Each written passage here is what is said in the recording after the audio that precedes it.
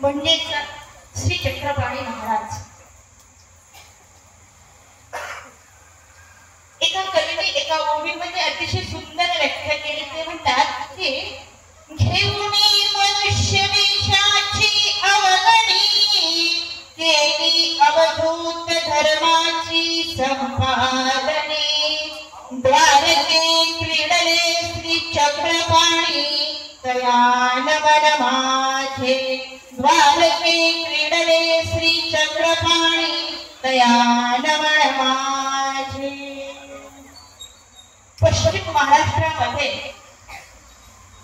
आपल्या पवित्र चरणाने जी फलस्थ नगरी श्री चक्रपाणी महाराजांनी पावन केली, तो फलस्थ नगरी जागत असलेला श्री चक्रपाणी महाराज आणि ज्यांनी आपलं राज्य द्वारका नगरीमध्ये केलं, एक स्वाभिमान आणि अभिमानाने सांगावंसं वाटतं आपल्या सर्वांना की आपण सगळेजण आता संत गाडगे बाबा ग्रामस्वच्छता अभियान बघतो। ठिकठिकाणी गावोगावी संत गाडगे बाबा ग्रामस्वच्छता अभियान चालू आहे, परंतु 904 वा अवतरण दिन आहे आणि 903 या संपूर्ण 800 वर्षापूर्वी खरं तर विचार केला तर सगळ्यात पहिला झाडू आणि सगळ्यात पहिलं ग्रामस्वच्छता अभियान माझ्या श्री चक्रपाणी महाराजांनी केलेलं आहे। त्यानंतर गाडगे बाबा ग्रामस्वच्छता अभियान चालू झालेलं आहे। ही अभिमानाची गोष्ट आहे। मी विचार केला की प्रभू ते हातामध्ये झाडू का घेतला असेल रे, आणि त्याच्या हातामध्ये ज्ञानचक्र शक्तिचक्र प्रेमचक्र प्रेमदान ज्ञानदान देणारा वेदाचं बोधाचं कर्तृत्व करणारा, आणि तू हातामध्ये झाडू घेतलास खूप घेतलास का केलंस हे सगळं तू? पण तू झाडू भाग्यवान आहे, ते सुपली भाग्यवान आहे, ते सुपली भाग्यवान आहे। 63 वर्ष सर्वकवी चक्रधर महाराजांच्या हातामध्ये जो झाडू होता त्या झाडूने देवाला किती अनुभवला। तो झाडू मी विचार करते की कामानिमित्त जेव्हा सर्वकवी चक्रधर महाराजांना अवतार संपवावा लागला तेव्हा सगळ्यात पहिलं दुःख त्या झाडूला झालं असेल। तो झाडू रडला असेल, ती सुपली रडली असेल आणि तिच्या हातामध्ये जाण्याचं भाग्य मला लाभलं होतं। तो आज आम्हाला सोडून निघून गेला। जड वस्तू रडतात मंडळी, जड वस्तू बोलतात, जडामध्ये सामर्थ्य असतं। आपण आज सगळे जण नमस्कार करतो आणि आपल्यामध्ये प्रसन्नता निर्माण होतीये। तो झाडूही तसाच असेल का नाही? ते पायपुसतही तसंच आहे। म्हणून खऱ्या अर्थाने तो झाडू आणि ती सुपली भाग्यवान आहे। तुम्ही सगळ्यांना माहित आहे श्री चक्रपाणी महाराजांच्या आमच्या सर्वकवी चक्रधर स्वामींनी आपल्या स्वतःच्याच मुखाने श्री कृष्ण भगवंत श्री चक्रपाणी महाराज आणि श्री प्रभू अवतार देवाने देव निरूपण केला। एकूण या चरित्रामध्ये प्रामुख्याने बघायला गेलं तर 18 वेळा आपल्याला श्री चक्रपाणी महाराजांच्या या चरित्रामध्ये बघायला भेटतात। या व्यतिरिक्त ब्रह्मविद्या संशोधन संपादन समिती तरडगाव यांनी जे श्री चक्रपाणी चरित्र बघितलं त्यामध्ये अनेक वेळा आपल्याला बघायला भेटतात। आपल्या सगळ्यांना माहित आहे, पण तुम्ही आम्ही आपण सगळेजण मी विचार केला की नेहमी कार्यक्रमाचं आयोजन का करावं लागतं? फलटणची यात्रा आहे, त्याला घोड्याची यात्रा म्हणतात। तुम्ही सगळ्यांना माहित असेल घोड्याची यात्रा म्हणतात, कारण तिथे खूप मोठा घोडा आहे, त्या घोड्याला डोक्यावरती घेतात आणि संपूर्ण फलटण नगरीमध्ये त्या घोड्याची यात्रा म्हणजे ती असती यात्रा आपली, पण त्याला घोड्याची यात्रा म्हणून नाव दिलेलं आहे। त्याचा इतिहास वेगळा आहे। सांगायचं तात्पर्य असं आहे की या फलटणच्या यात्रेमध्ये एक आजी गेली, मग आजी गेली, आजीसोबत आजीची नाव पण गेली। आता कार्यक्रमात जायचं म्हणल्यावर घरातली माणसं सगळी जातात की नाही, तसंच मग आजीने काय केलं, आपल्या नातीला सोबत केलं।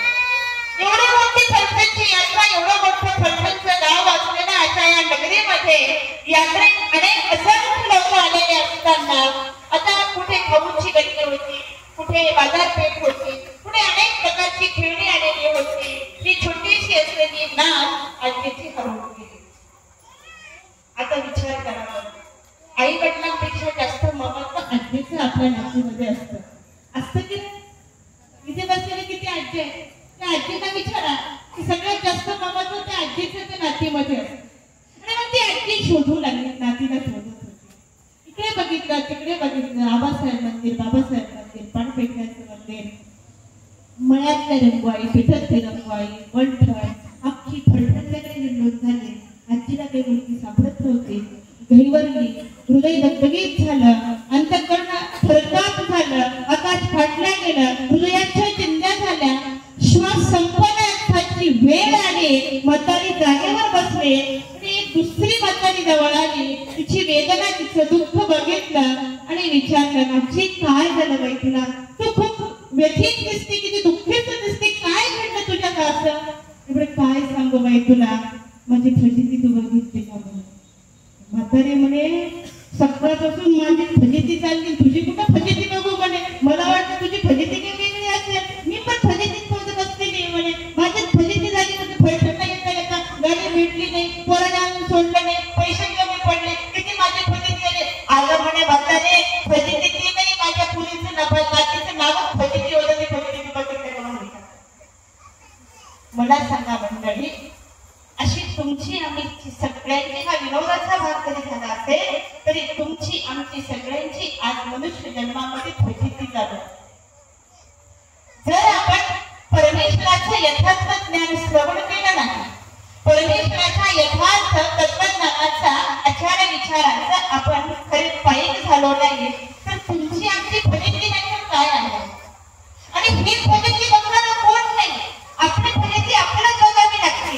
एखाद्याला तुम्ही फजिती सांगायला गेले, तोही त्याच दुःखात असतो, तोही त्याच व्यथेमध्ये असतो, आणि मग कोण आपली फजिती बघणार आहे? ही फजिती होऊ नये, तुमची आमची सगळ्याची फजिती झाली नाही पाहिजे. आणि म्हणून खऱ्या अर्थाने प्रतिवर्षी अवतरण दिन संपन्न करावे लागतात, प्रतिवर्षी सत्संग घ्यावा लागतो, प्रतिवर्षी ज्ञानाचं प्रबोधन घ्यावं लागतं. तेव्हा तुम्ही आम्ही सगळे फजितीपासून वाचल्या जाऊ. ही फजिती होऊ नये म्हणून अवतरण दिन संपन्न होत आहे. आज मी तुम्हाला एका विषयाकडे घेऊन जाणार आहे. तुम्ही सगळ्यांना माहीत असेल की चक्रपाणी महाराजांच्या संविधानामध्ये असा कुठलाही भक्त तुम्हाला दिसणार नाही की त्याला परमेश्वराचं अनेक वर्ष संविधान प्राप्त झालं. पण तसं पाहायला गेलं तशी चक्रपाणी महाराजांनी जे काही कार्य केले आहे ते इतर अवतारापेक्षा वेगळं कार्य आहे. ते कार्य असं आहे की श्री चक्रपाणी महाराजांनी आपल्या स्वतःकडे जे असलेल्या विद्येचं दातृत्व आहे ते विद्यादान भगवंताने अनेक जीवांना दानाचं दातृत्व केलं. मग त्यापैकी 84 शिल्पविद्या आणि 52 स्थूल विद्येचं दातृत्व देणारा महानुभावांचा पहिला अवतार असा आहे की त्यांनी विद्येचं दान या तमाम जीवांना दिलं. एवढंच नाही तर सुख कराटा फिरवत असताना असंख्य जीवांची ज्या ठिकाणी परमेश्वराच्या सन्निधानात स्पर्श होऊन त्यांना फळाला पाठवलं ते असंख्य जीव खऱ्या अर्थाने भाग्यवान आहे. परंतु मी आज तुमच्याशी जो संवाद साधणार आहे तो एका वेगळ्या विषयाचा. सातपुडा पर्वताच्या कुशीमध्ये असलेले एक छोटंसं गाव. त्या छोट्याशा गावामध्ये माझा जन्म झाला. आई वडील आणि मी एकटाच. गाव कसं सुंदर, सातपुडा पर्वताच्या कुशीमध्ये 7 रांगा असलेलं तिथे नैसर्गिक वातावरण आहे. सकाळी उठावं, सूर्याचं दर्शन घ्यावं, मोराने आपला थुई पिसारा नाचवावा, अनेक फुलं त्या ठिकाणी असलेली ती डोंगर हिरवळ प्रदेश असलेला तो नैसर्गिक वातावरण, नैसर्गिक असलेली हवा आणि या निसर्गाच्या कुशीमध्ये वाहणारी धुळधुळ नदी आहे. या नदीच्या काठावर असलेलं छोटंसं गाव, छोट्याशा गावात छोटंसं घर आणि या आई वडिलांच्या कुशीमध्ये माझा जन्म झाला. जन्म होत असताना अतिशय आनंद आई वडिलांना झाला. बाळरत्न जन्माला आलं, गावामध्ये पेढे वाटण्यात गेले आणि हळूहळू मोठा होतो. तसे माझे वडिलांचा कारभार खूप चांगला होता. पंचकृषीने वडिलांकडे यावं, विचारपूस करावी आणि कुणाच्याही सुखादुःखामध्ये राहून जाणारे माझे वडील. मग कोणाचं दुःख असेल त्या दुःखामध्ये सहभागी व्हावं तर कोणाच्या सुखामध्ये सहभागी व्हावं. अनेक दिवसामागून दिवस चाललेली होती. मी मात्र मोठ्या होत चाललो होतो.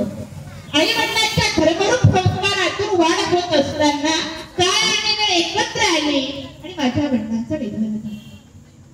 वडील मला सोडून गेले.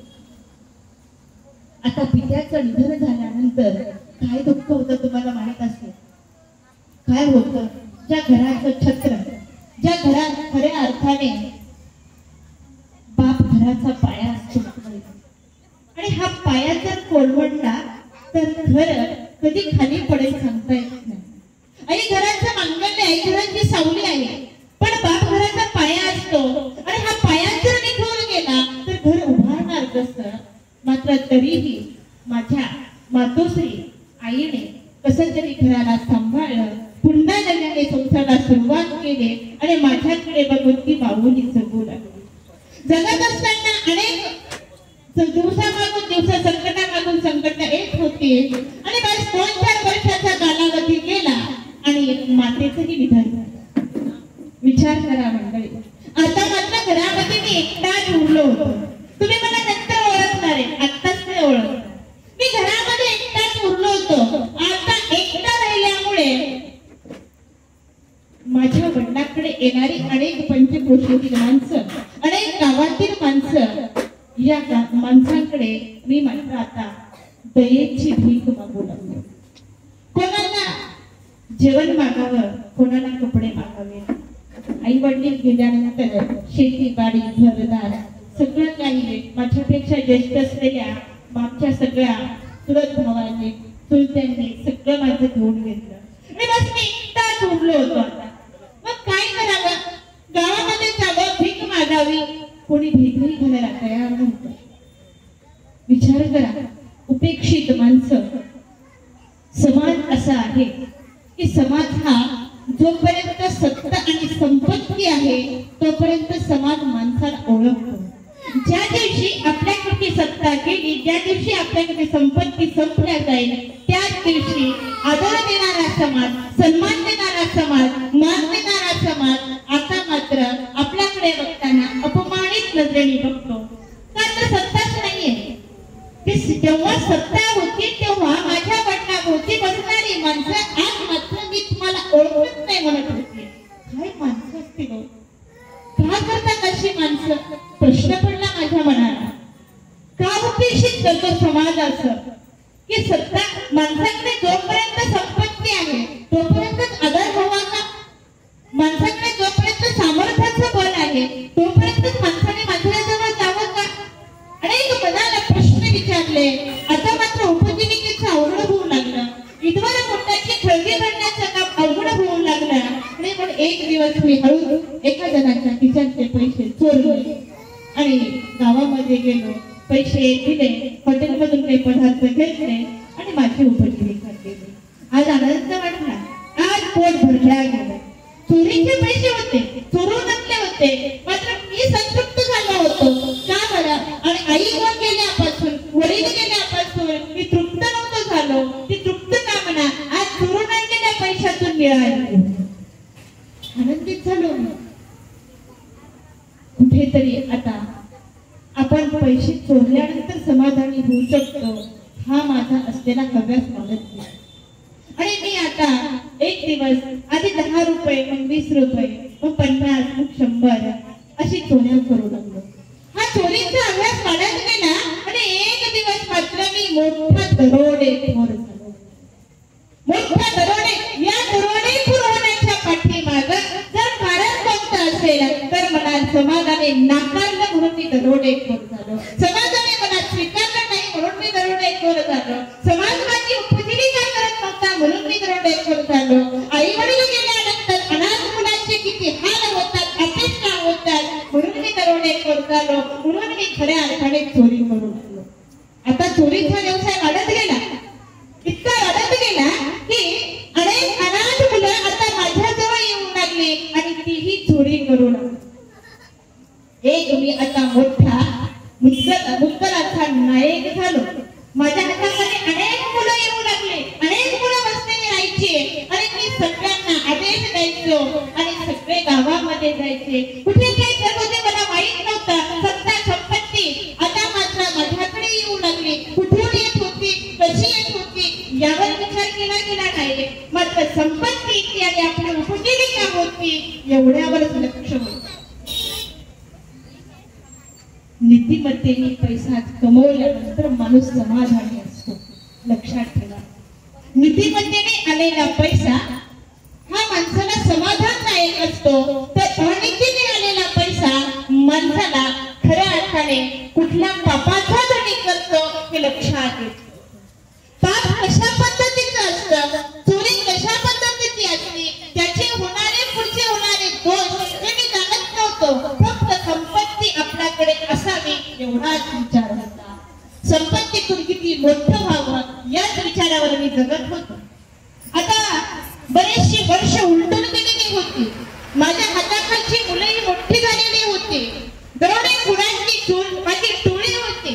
माझं नाव घेतल्यानंतर अनेक गावामध्ये माझं नाव घेतल्यानंतर प्रत्येकाच्या हृदयाचा ठोका चुकत होता. प्रत्येकाच्या हृदयावर रोमांच उभे राहत होते. माझं नाव कानावरती पडलं की सगळी माणसं सद्गतीत होत होती आणि मला कोणाचीच बोलायची ताकद नव्हती. असा मी बनलो होतो, असा मी बनलो होतो. मला आनंद वाटत होता. आता दिवसामागून दिवस गेले, वर्षामागून वर्ष गेले आणि बस आता मात्र या नरसीपाशी असलेला गाव आता या गावाच्या कुशीमध्ये आता एका डोंगराच्या कुशीमध्ये ही आमची दरोडेखोरांची टोळी राहू लागली.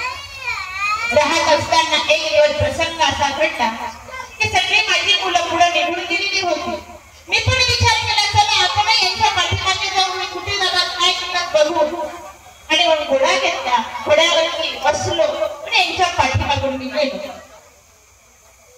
आता ती मुलं तिथून निघून गेलेली होती, मात्र दृश्य मी माझ्या डोळ्याने जे बघितलं ते अतिशय हृदयाला होतं, हृदय पिळवटून टाकणारं होतं, हृदयाला ग्लानी देणारं होतं. दृश्य असं होतं की नेमकंच एक वराड येत होतं. त्या वराडामध्ये असलेली जी नूतन जी वधू आणि वर होती, वराडला गेलेली जी मंडळी होती, त्या संपूर्ण वराडाला त्या ठिकाणी संपवलं.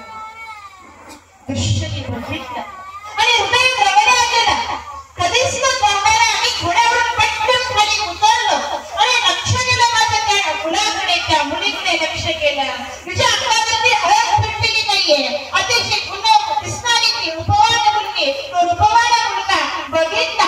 थांबलो मी, जवळ गेलो, बघितलं हिच्या अंगावरती एक फुटका मुली नाहीये.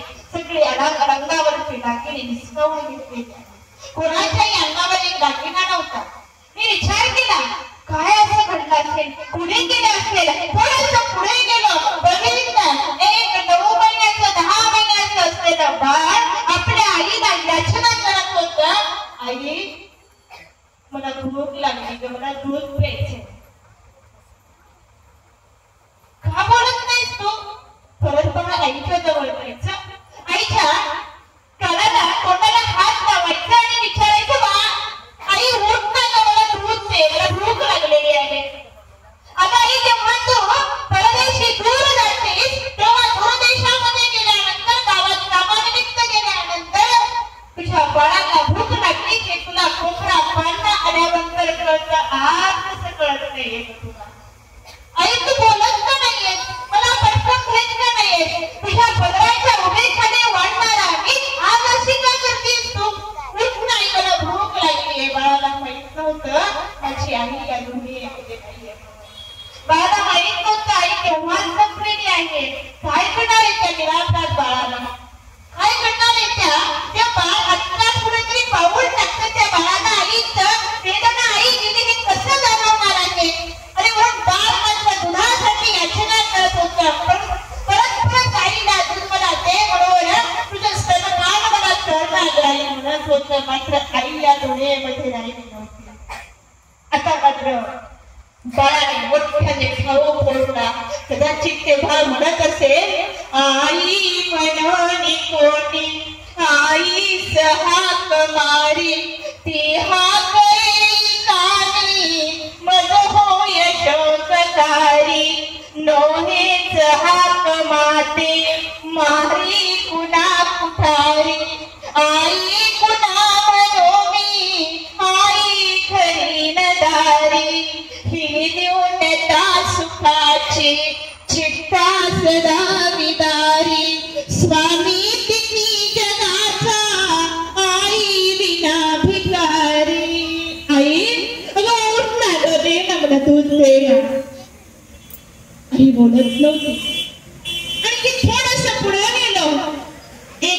गर्भवती असलेली स्त्रीला हत्या केलेली होती आणि त्या गर्भातून छोटसं बाळाने जन्म घेतला होता. नुकतं जग पाहिलं होतं. ज्या बाळाचा चेहरा आपल्या मातेनेही बघितला नव्हता. अरे बाळ त्याचा एकदम मोठ्याने ठाव पडला. कुणी केलं असेल हे सगळं? असं करणारा कोण असेल बरं? तेवढ्यामध्ये सगळे जवळ आले आणि सगळ्यांना मोठ्याने विचारलं, अरे हे सगळं कोणी केलं? त्यावेळी सगळ्यांच्या मनात खाली टाकलेलं होतं. कोणीच माझ्या नजरेकडे नजर देऊन पाहत नव्हतं. सगळ्यांनी मनात खाली टाकल्या होत्या. एक जण समोर आला. ठाकूर नमस्कार करतो. अभय द्याल का मला? मग सांगतो. सांगा या बाळाला आईपासून वेगळं कोणी केलं? सांगा त्या गर्भवती असलेली स्त्रीची हत्या कोणी केली? त्याने अजून आई त्या मातेने अजून बाळाचा चेहराही बघितला नाही. सांगा की वधूवर असलेली ज्यांच्या हत्याशी कृतज्ञ बंद झाले नाही. सांगा यांना सगळ्यांना कोणी संपवलं? लवकर सांगा. ठाकूर हे सगळं आम्हीच केलं. तुम्ही केलं? हो हे सगळं तुम्हीच केलं. तुम्ही हे तुम्हाला कोणी सांगितलं करायला सगळं? ठाकूर हे सगळं करायला तुम्हीच सांगितलं. मी सांगितलं सगळं करायला? हो हे सगळं करायला तुम्हीच सांगितलं आहे. आतापर्यंत आम्ही हेच करत आलो आणि दरोडे घातले आणि ओरपे मारले, ब्राह्मण मारले, संन्यासी मारले. आतापर्यंत कितीतरी येणारे वराड मारले, कितीतरी आई वडील बहीण भाऊ मावश्या सगळ्यांना सत्तापर्यंत आम्ही संपवत आलो आणि या सगळ्याची संपत्ती जवळ असे डाग दागिने पैसा अडका सगळं तुम्हाला देत आलो.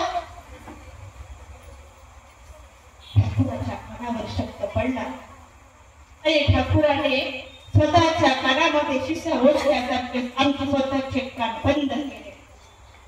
मी विचार केला, काय करून बसलो मी हे सगळं? किती वाईट कृत्य केलं, किती मोठं पाप केलं मी. आता या पापाचं क्षालन करायचं कुठे? काय करणार?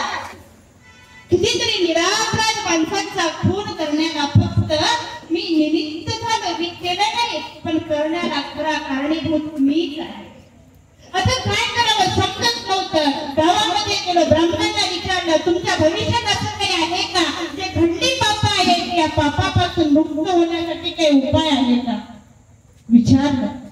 ब्राह्मणाने त्यावर एक उपाय सांगितला. अरे ठाकूर उपाय आहे याच्यावरती? मी पटकन लवकर सांगा उपाय काय आहे? उपाय एकच आहे. ज्या हाताने पाप केलं, ज्या तोंडाने पाप केलं, ते तोंड आता तुला बंद करावं लागणार आहे. तोंड बंद करायचं. तोंड बंद होतं का? नोंद राहिला तरी माणूस बोलू शकतो. तोंड बंद करायचं कसं? त्यावर मी विचार केला आणि गावात असलेल्या चांभाराच्या जवळ गेलो. चांभाराजवळ असलेली जी वादी आहे ती वादी घेतली आणि स्वतःच्या तोंडाने स्वतःचं तोंड शिवून घेतलं. ज्या तोंडाने पाप केलं होतं ते तोंड आता बंद करून टाकलं. एवढे थोडीच पाप असणार आहे, एवढ्याने थोडीच पापाचं क्षालन होणार आहे. मग करावं काय? परत विचार केला की आपल्या या गावातून द्वारकेकडे सगळी यात्रा चाललेली आहे. या यात्रेमध्ये आपणही जाऊ, जिथे गोपाळ कृष्ण भगवंताचं सुदर्शन चक्र फिरलं, अनेक दुष्टांचा नाश झाला. त्या द्वारका नगरीमध्ये माझ्याही पापाचा नाश व्हावा म्हणून मी विचार केला आणि रस्त्याने आता निघालो. रस्त्याने निघालो. तोंडात शिवून घेतल्यामुळे अत्यंत वेदना होत होत्या. अत्यंत वेदना होत होत्या. रक्त गळत होतं. पायात चप्पल नव्हती. कपडे फाटलेले होते. उन्हात सूर्याचा किरण अंगावरती पडल्यानंतर अंगाची गाही होत होती. हे सगळं होणाऱ्या वेदना आणि हे सगळं होणार दुःख मी विचार करत होतो की याहीपेक्षा दुःख ज्यांचं पाप घडलं, ज्यांना मरण्यात आलं, त्यांना किती दुःख झालं असेल. एखाद्याची आई गेली त्या बाळाला किती दुःख झालं असेल. एखाद्याचा बाप गेला त्या बाळाला किती दुःख झालं असेल. एखाद्याची बहीण गेली त्या भावाला किती दुःख झालं असेल. त्यापेक्षा माझ्या वेदना तर कमीच आहेत. ह्या वेदना काहीच नाहीये. आता मात्र विचार करत असे पावलामागून पाऊल टाकत होतो. 21 दिवस लागले द्वारकेला पोहोचायला. 21 दिवस द्वारका नगरीमध्ये पोहोचलो. आणि द्वारकानगरी मध्ये पोहोचल्यानंतर श्री क्रूराला होतं पण एकही अन्नाचा कण पोटामध्ये नाही ना पाण्याचा घोट नाहीये. एक वेळ दिवसामध्ये निरंतर उपवास पडलेला होता. तरीही देवाला प्रार्थना कशी करावी? कारण देवाला म्हणावं का की प्रभू अरे माझ्याकडून खूप पाप घडलेली आहेत. या पापांचं क्षालन करण्याचा अधिकार मला आहे का? या क्षमेचा मला अधिकार आहे का? क्षमा मागण्याचा मजला अधिकार नव्हता. तुझ्या वाचुनी अवधूता कोण मला त्राता. प्रभूजी कोण मला त्राता. प्रभू तुला क्षमा मागण्याचा अधिकार नाही रे. माझी पापच अशी आहे. वल्ल्या कोळ्याने 7 रांजण माणसांना मारून बनवलेली होती. त्याहीपेक्षा दुर्घट असलेली पाप माझी आहेत. या पापाचं क्षालन होतं का? या पापाचा नाश होतो का? होतो का? मी विचार केला की असं पाप आहे सकाळी उठल्यापासून संध्याकाळी झोपेपर्यंत पाप करणारा माणूस या माणसाला आता कुठेतरी क्षमा मागण्याचा अधिकार आहे का? या पापापासून मुक्त होण्याचं ठिकाण कोणतं आहे का? काय करायला समजत नव्हतं. आता मात्र प्रभूंची याचना केली. प्रभू काही कर पण या पापातून मला मुक्त कर. एक दिवस असा डोळ्यामध्ये अश्रूंच्या धारा होत्या. प्रभूला विनंती करत होतो. पापातून मुक्त होण्यासाठी याचना करत होतो. काय करावं समजत नव्हतं. आणि म्हणून मी एक दिवस देवाला विनंती केली. प्रभू कैवल्याचा दानी माझा चक्रपाणी देई प्रेमदान देवा देई संधान. अनंत जन्मात करुणी पाप नर जन्मी येऊन देवा विसरलो साप. प्रभू अरे या जन्मातच नाही मी अनंत जन्मात पाप केलेला आहे म्हणून तर हा संस्कार उभा राहिलेला आहे. कशी विनंती करू तुला? कशी क्षमा मागू तुला? सांग ना प्रभू. देवा तू दयाळू आहेस. तू दयाळू आहेस. तू करुणाळू. तू कृपाळू आहेस. तू अनेक घडलेल्या अपराधांची क्षमा करणारा या जगामध्ये एकमेव जर कोणी असेल ना तर तो भगवंत आहे. मंडळी दुसरं कोणीच आपल्याला माफ करू शकत नाहीये. देव एकमेव आपल्या पापाचं आपल्या दोषाचं खऱ्या अर्थाने मुक्तता करणारा या जगामध्ये फक्त देव आणि भगवंत आहे. कोणीच नाही मुक्त करू शकत. असा अनुताप घेतला. पुरस्कार घेतला. भगवंताची प्रार्थना केली आणि स्वप्न पडलं पहाटे. ब्राह्मण वेशामध्ये कोणी दिसलं समोर आणि सांगितलं अरे जोगऱ्या तोंड उसव. तुझे सगळे पाप नाचलेले आहेत. लवकर तोंड उसव. पाप नाचले? हो तुझी पाप नाचलेली आहे. कशी नसते पाप माझी? नाही नाचू शकत. हो तुझी पाप नाचलेली आहे. लवकर तोंड उसव. तोंड उसवलं आणि परत विनंती केली. मी दोषापासून मुक्त झालो. मी पापापासून मुक्त झालो. याचं मी ओळखावं कसं? आपण आपला बायोडेटा आहे का आपल्याकडे की आपण खूप दोषापासून मुक्त झालो, आपण योग्य झालो, आपण अधिकारी झालो, आपला सगळं अनाधिकरण असून गेलं, आपण अधिकाराच्या योग्य आहोत? आहे का कोणाकडे? आपण आपल्याला समजू शकतो का की आपण सगळ्या गोष्टींचे अधिकारी आहोत? आपण दोषांपासून मुक्त आहोत. आपल्या हातून पाप घडत नाही. आपण पुण्यरूप कर्म करतो. असं काही आहे का आपल्याकडे? नाहीये. असं तर नाहीये. पुन्हा विनंती केली. माझी सगळी पाप नाचली. मी ओळखायचं कसं? त्यावेळेस मला सांगितलं अरे तुला जर तुझी सगळी पाप असलेली असं ओळखायचं असेल तर जा त्या मेलेल्या उंटाच्या हाडाच्या सापळ्यामध्ये त्या जगाचा जगनायक परब्रह्म परमेश्वर अवतार श्री चक्रपाणी महाराज बसलेले आहेत. ते जेव्हा सांगते तुझी पाप नाचली त्यावेळेस समजून तुझ्या पापाचा नाश झालेला आहे. कुठे बसले? म्हणजे मेलेल्या उंटाच्या हाडाच्या सापळ्यामध्ये. मी विचार केला तुला दुसरं ठिकाण नव्हतं का रे बाबा?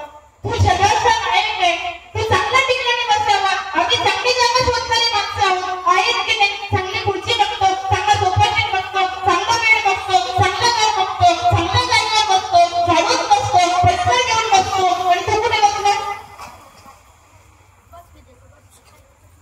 म्हणे कडेयाच्या खरबंटीमध्ये. अरे तू त्या ठिकाणी बसतोस. मी विचार केला बघू तू कुठे बसतोस, ती जागा आहे का बसण्याची? कडेयाच्या खरबंटीमध्ये तिथे हाडाचा सापळा आहे, त्याला कोणी हात लावणार नाही, तिथे तू बसतोस. का असं करतोस? त्यावेळेस माझ्या लक्षात आलं की प्रभूने आपल्या सगळ्यांना एक संदेश दिलेला आहे. भल्या माणसा, तू मान सन्मानाच्या मागे लागतोस, तू आदराच्या मागे लागतोस. एक लक्षात ठेव, कुठेही माणसाला बसता आलं पाहिजे, म्हणून भगवंत कड्याच्या करवंटीमध्ये बसलेला आहे. हा आदर्श माझ्या चक्रपाणी नावाचा, हा आदर्श माझ्या साधकाच्या पाय पुसण्यावर बसले, हा आदर्श माझ्या देवाचा. बसता आलं पाहिजे, कुठेही बसता आलं पाहिजे. 5 वर्षाच्या खुर्चीने धडपड करतो आपण, खुर्ची निघून जाते 5 वर्षाने, टिकती कधी सोन्याची जरी कधी राहते तो नाही राहणार की. देवाने शिकवलंय बघा माणसा, तुला बसता आलं पाहिजे, इतकं बसता आलं पाहिजे चांगल्या की जगावरती विजय तेव्हा मिळवता येतो जेव्हा माणूस क्रोधाला जिंकतो, अहंकाराला गिळून टाकतो.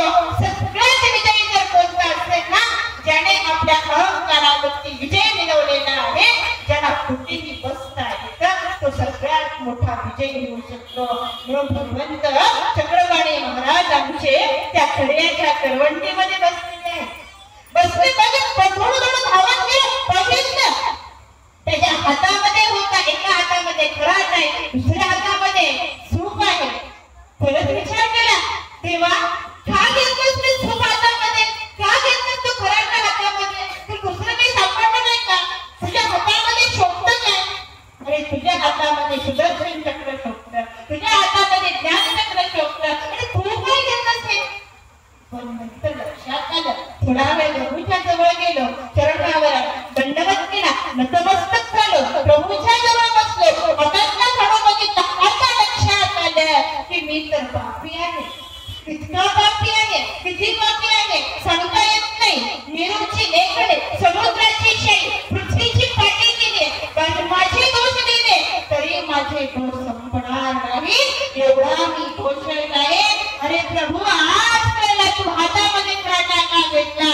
सुप घेऊनी आता तू द्वारावरती कारा, भरून घे देवा माझ्या जीवनाचा कचरा.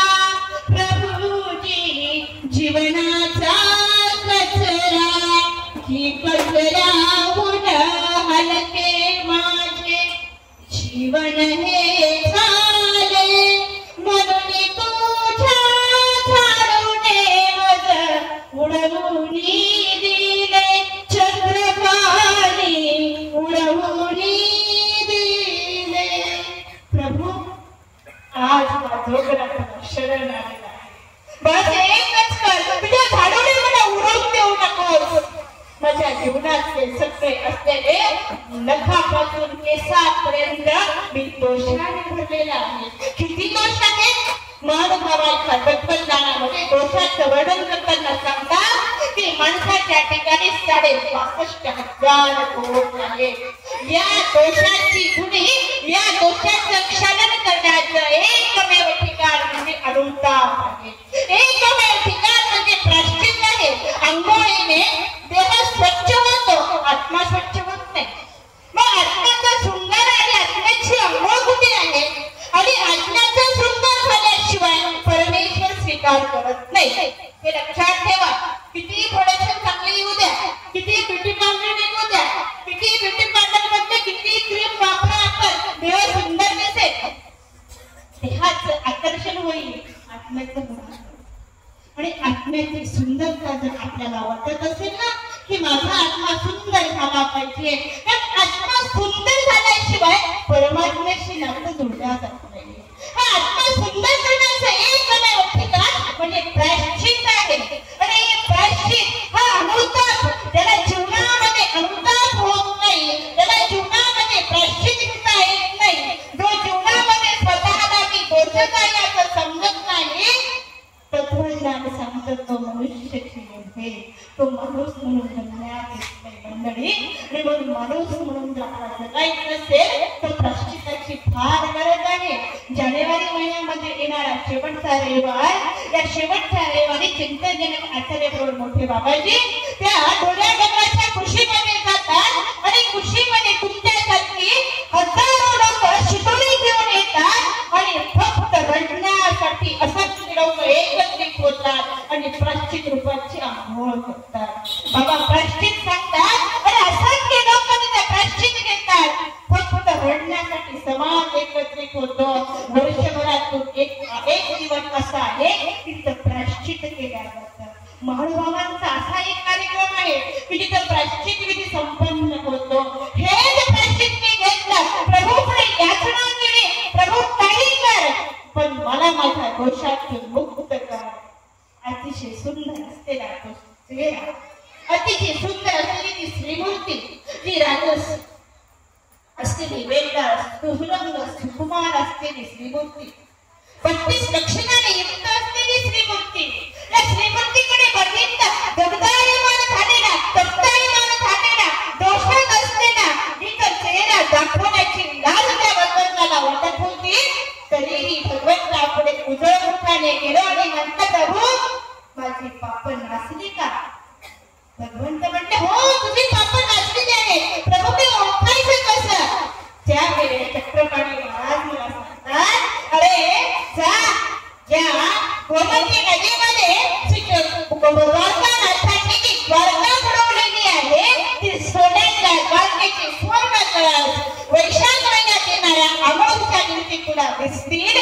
त्या दिवशी समजून जा तुझी पाप नासली म्हणून. आनंदित झालो. वैशाख महिन्याची येणारी अमावस्येची वाट बघितली. अमावस्या दिवस उजळला, परत धावत वळत गेलो. बघितलं वैशाख महिन्याची अमावस्या, सोमतीच्या काठावरती बसलो आणि पसरलेला आहे. अमावस्येची रात्र आहे आणि त्याच रात्रीमध्ये त्या गोमती नदीमध्ये, ज्या नदीमध्ये सगळे पाप भगवंत कचरा आणून टाकत होती, ती गोमती नदीमध्ये लखलखी चमचमी एकदम सुंदर असलेले सुवर्णाच्या द्वारकेचे कळस दिसले आणि मी स्वतःला समाधानी समजलं की आज कुठेतरी या पापाचं प्रायश्चित झालेलं आहे. आनंदित झालो. परत धावत आलो. चक्रपाणी महाराजांच्या जवळ दर्शन घेतलं महाराजांचं आणि मनोमन सुखावलं. एवढ्याने थोडीच चालतो. पापातून मुक्त झालो म्हणजे आपण विजयी झालो का? नाही. पुढे प्रभूची अनेक याचना केली. प्रभू आता मला तुझ्या संविधानात नाही जायचं मला आता घरी. अरे ज्यांच्या घर संसारामध्ये गेल्यानंतर अनेक पापाला कारणीभूत व्हावं लागतं, अनेक अगंतरूप कर्माची निष्पत्ती होते. तुझ्याकडे आल्यानंतर मात्र पुण्यरूप कर्म होतात. प्रभू आता मला आपला संसार करायचा नाहीये, मग मला तुझ्याकडे अनुसरायचं आहे, मला अनुसरण घ्यायचं आहे. भगवंता मला तुझं अनुसरण दे. अरे बस श्री चक्रपाणी महाराज आता माझे गुरु आणि मी शिष्यत्व स्वीकार केला, अनुसरण घेतलं. तेवढ्यामध्ये घडलं काय, एक ब्राह्मण आणि एक ब्राह्मणी या द्वारका नगरीमध्ये आलेले आहे. एक असताना गाडी पुढून येत होती, पण रस्त्याने चोर भेटले आणि चोराने त्यांना लुटलेलं. ब्राह्मण द्वारकामध्ये पोहोचला. पोहोचल्यानंतर दुःखीच झाला ब्राह्मण. चेहऱ्यावरती अतिशय शोभा पसरलेली होती, मात्र पत्नी खूप आनंदित होती. मी चेहरा बघितला त्या बाईचा, आनंदित दिसते ती बाई मला. मी विचार केला की पतीला दुःखी आणि पत्नी मात्र आनंदित आहे, असं काय घडलं असेल? तो विचार करत होता की 1000 भजन या द्वारका नगरीमध्ये येऊन घालायचे आहे, पण सगळं रस्ते ते लुटल्या गेलं करावं का? सगळं संपलं. आता कसं भोजन करावं? ज्या हेतूने आलो आपण त्या द्वारका नगरीमध्ये, आता तिथे आता भोजन घालायचं कसं? बाई खूप हुशार होती. ती नवऱ्याच्या जवळ गेली आणि नवऱ्याला म्हणते, काय चिंता करते तुम्ही, कशाची काळजी करतो? म्हणजे तुला माहित नाही का मी कशाची काळजी, म्हणजे आपण कशासाठी आलो इथं? म्हणजे भोजन करायला आलो. म्हणजे आपल्याला माहित नाही का रस्त्याने थोडाने लुटले ना, म्हणजे सगळं आपल्याला काहीच राहिलं नाही, सगळे आपण रिकामे झालो ना. आता इथे भोजन करायला पैसा लागतो, पुढे पैसा आपल्यापाशी. बाई हुशार. प्रत्येक संसारामध्ये अशी स्त्री असली पाहिजे, प्रत्येक संसारामध्ये अशी एक गृहिणी असली पाहिजे. ती समय सूचक असली पाहिजे. ती कठोर प्रसंगामध्ये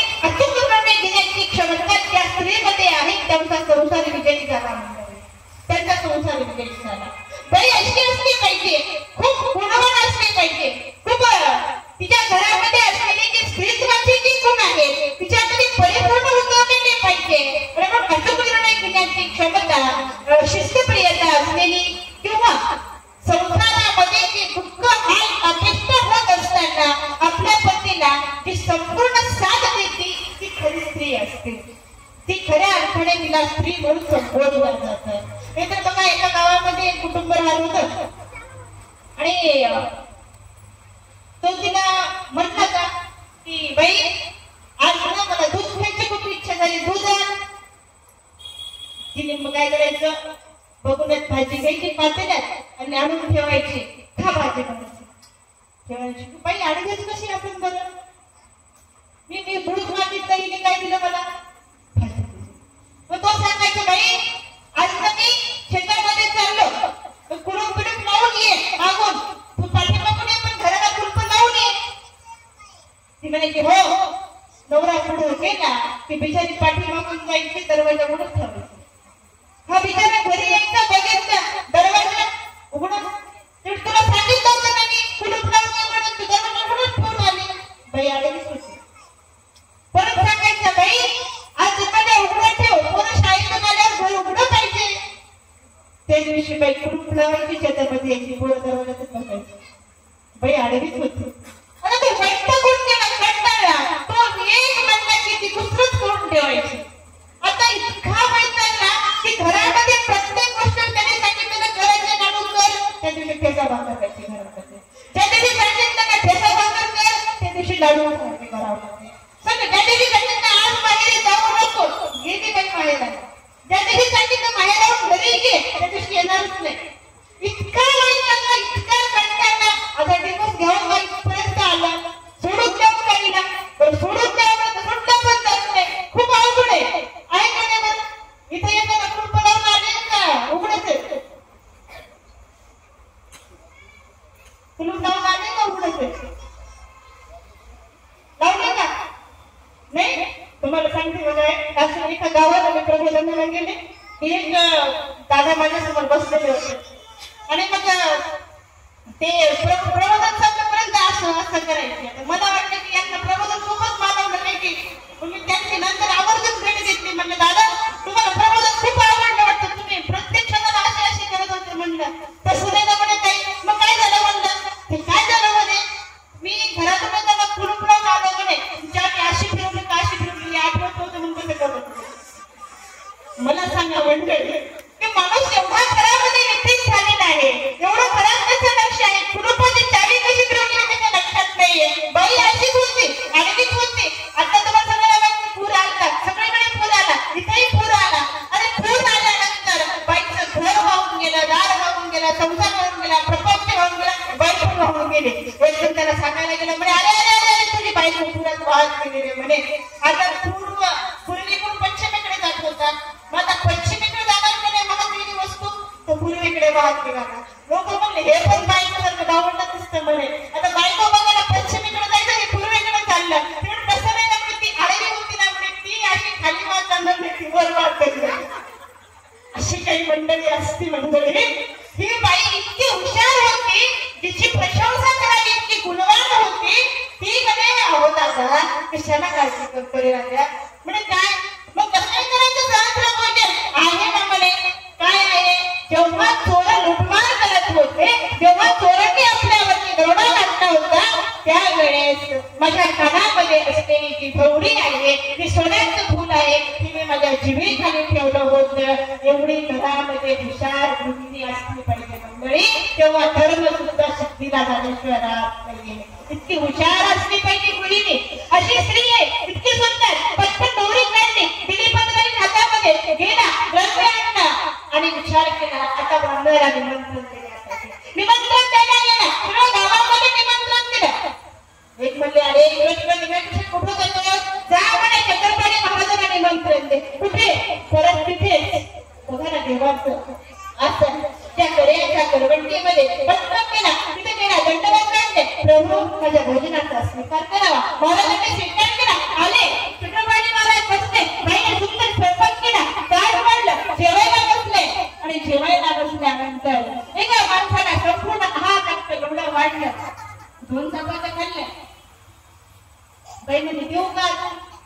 महाराज चक्रपाणी महाराज म्हणते परत काढलं. थोडा वेळ झालं ते संपून आलं. पहिले देऊ का अजून? महाराज म्हणते कसं कळत लक्षात येईल ना.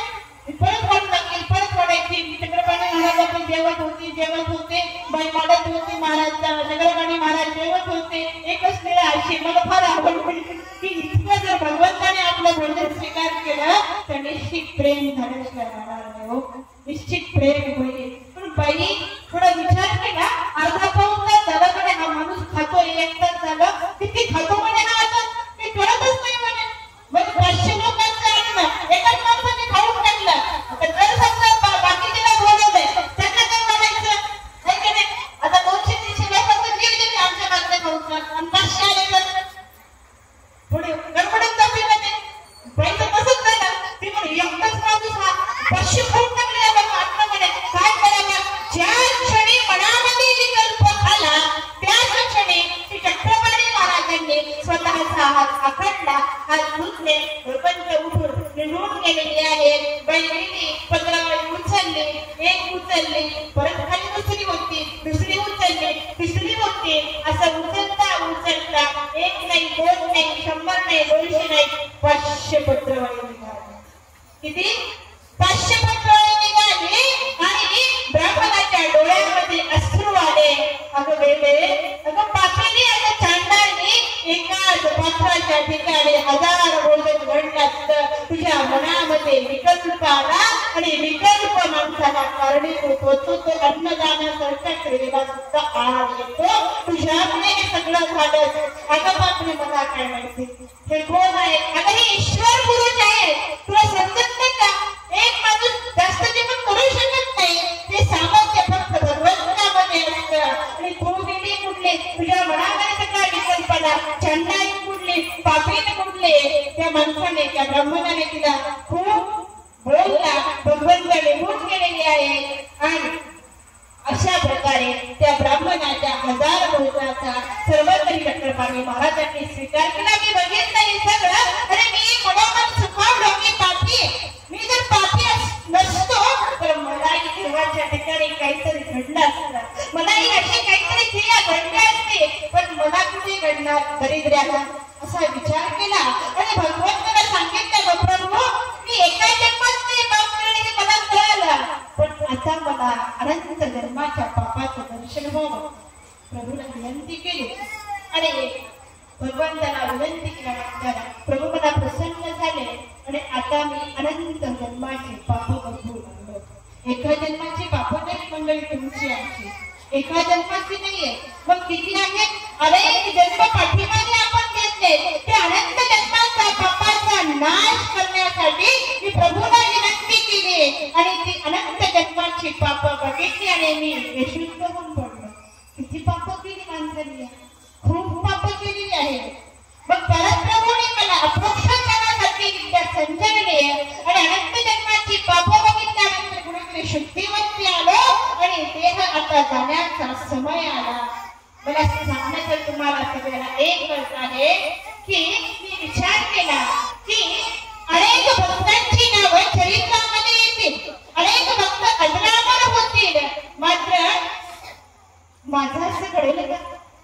माझं असं होईल का? हा विचार करत होतो.